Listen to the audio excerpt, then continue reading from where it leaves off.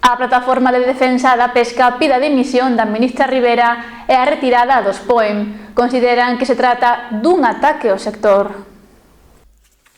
Este martes o Consello de Ministros aprobou os plans de ordenamento do espazo marítimo. Identifican 5 zonas de alto potencial para o despregue da eólica mariña con 19 polígonos en 5.000 km². Destes, 4 estarían emprazados diante das costas galegas e suman máis de 2.000 km. Ante este panorama, a Plataforma en Defensa da Pesca e os Ecosistemas Mariños de Galicia reuniuse onte para tomar medidas contra o que entenden un ataque directo. Todos dicíamos a unha palabra e dicíamos o mismo, non? Este é un ataque directo á pesca, algo que nunca vimos.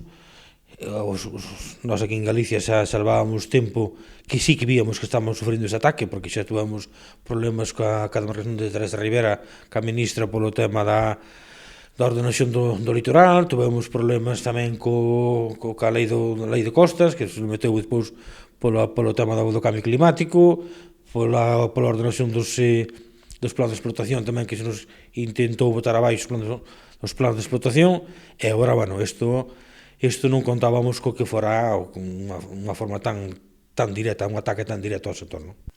Por iso piden a retirada dos POEM e a dimisión da ministra de Transición Ecolóxica e Reto Demográfico.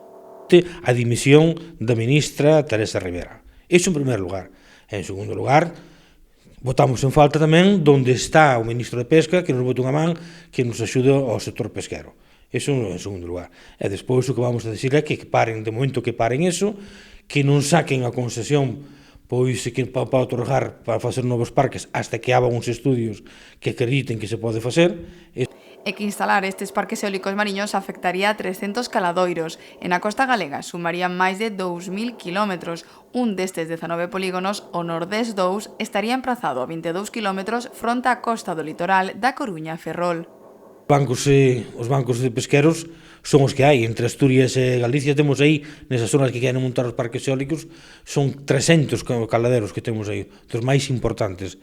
Mismo onde está o caladero este que quere meter o Nordés 2, aí abarca todo o que é a plataforma de Selva, Praia Nova, bueno, onde traballan centos e centos de barcos, non tanto de arrastre, como a de pincho, como a volanta, e toda a clase de barcos. Un problema que se engade ao dos últimos meses. O que se nos está acontecendo con Bruselas polo tema das áreas que se nos están cerrando, agora se nos anuncian que se nos van a cerrar máis ainda para o arrastre, e ainda por encima, con o noso propio goberno, que nos bote a fora das nosas zonas de traballo. Non sabemos onde vamos a ir pescar, porque xa estamos tendo as consecuencias que estamos tendo polo tema desas áreas que se cerraron, todos amontonados, e non somos capaces de buscar outros caladeros, e ainda por encima, que non podamos traballar. E iso que ainda non din toda a verdade, porque ainda non están falando da afectación dos cables que irán á terra para botar esa energía para a terra.